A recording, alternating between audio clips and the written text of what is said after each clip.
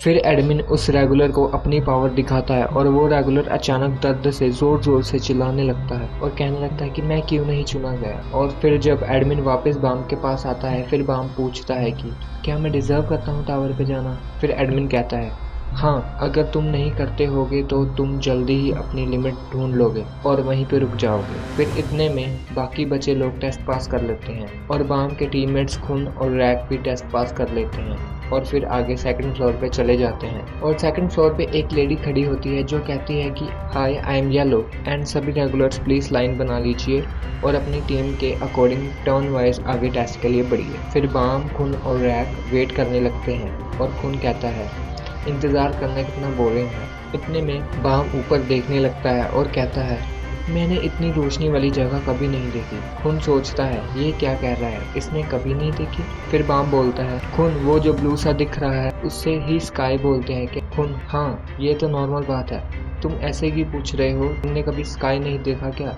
फिर बाम कहता है अरे नहीं ऐसा कुछ नहीं है, मुझे पता है कि अगर तुम स्काई की तरफ जाते रहोगे तो तुम ब्राइट स्टार तक पहुंच सकते हो। फिर खून कहता है बाम ये क्या कही जा रहे हो तुम, अगर तुम ऊपर जाओगे तो तुम बस फ्लोर की रूफ तक पहुंचोगे और वो ब्लू चीज बस शिंसू से बनाई हुई है और रोशनी बस एक लाइट बॉल है। मैंने सुना है स्टार बाहरी वर्ल्ड में है पर वो टावर में तो नहीं है। फिर अंदर टेस्ट रूम से चीखने का साउंड आता है और खून, रैक, बाम देखने लगते हैं कि ये साउंड अंदर से आ रहा है। बाकी रेगुलर्स भी आवाज़ सुन के डरने लगते हैं और कहने लगते हैं ये डेंजरस है। फिर एक टीम अंदर गई होती है और उससे बहुत टाइम लग रहा होता है और खून भी देखता है इस टीम को इतना टाइम क्यों लग रहा है और ना ही कोई आवाज़ आई। क्या उस टीम ने टेस्ट पास कर लिया? अब ये कैसे पता चलेगा, गाइड तो कुछ कह ही नहीं रही। फिर अगली टीम जाती है और एक आवाज़ आती है। खून सोचने लगता है कि क्या इस टीम ने टेस्ट फेल कर लिया, मुझे ये जल्दी से पता करना पड़ेगा कि अंदर क्या चल रहा है क्योंकि इसके बाद हमारी टर्न है। अभी तक 10 में से बस 3 टीम्स की आवाज़ नहीं आई, वो 3 टीम्स टेस्ट पास कर गई। अगर ऐसा है तो फिर पासिंग चांसेस बहुत कम है। फिर इतने में पीछे से एक आदमी बाम और खून को आकर कहता है क्या हुआ दोस्तों, मुंह क्यों बना रखा है। फिर खून पूछता है कौन हो तुम और तुम्हें क्या चाहिए। फिर वो बंदा कहता है कि मेरी तरफ ऐसे मत देखो, हम सेम हालात में हैं, मैं यहाँ टेस्ट के बारे में तुम्हें एक बहुत बड़ा हिंट देने आया हूँ। बाम सुन के कहता है सच्ची, और वो आदमी से करता है और कहता है जोर से मत बोलो कोई और सुन लेगा।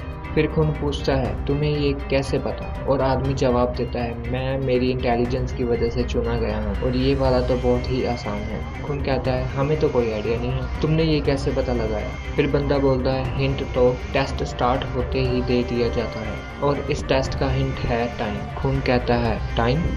फिर बंदा बोलता है सोचो जो टीम्स 4-5 मिनट में टेस्ट पास कर गई वो चीखी नहीं, एंड जो टीम्स ने 5 मिनट से ज़्यादा टाइम लगाया उनकी हमें चीखें सुनाई थी। फिर खून बोलता है हाँ मुझे लगता है तुम सही हो। फिर बंदा कहता है कि देखो टेस्ट रूम पूरा ब्लॉक है और कोई भी साउंड हमें नहीं सुन रहा सिवाय चीखों के। सो एडमिन चाहता है हम चीखें सुने, वो हमें हिंट दे रहे हैं। खून कहता है हाँ पॉइंट तो है तुम्हारी बात पर तुम कितने सही हो ये सब हम अंदर जाएंगे तभी पता चलेगा ना। फिर बाम कहता है तुम कितने अच्छे हो, थैंक यू। फिर बंदा बोलता है अरे कोई नहीं, और खून कहता है तुम्हें थैंक यू कहने की जरूरत नहीं है बाम, ये बस देखना चाहता है कि इसका अंदाजा सही है या नहीं, वो भी हमें यूज करके। फिर खून उस बंदे को कहता है अगर हम टेस्ट पास कर गए जिन्होंने तुम्हारे अंदाजे को सुना है तो तुम उसके हिसाब से ही टेस्ट दोगे, पर अगर हम पास नहीं कर पाए तो तुम कोई और रास्ता ढूंढोगे, है ना। फिर वो बंदा स्माइल करने लगता है। इतने में खून, बाम और रैक की टर्न आ जाती है और वो रूम में जाते हैं। तभी पीछे से वो बंदा उन्हें बेस्ट विशेस करता है पर खून इग्नोर कर देता है। रूम अंदर जाते ही वो देखते हैं एक क्लॉक एंड वहाँ बैठा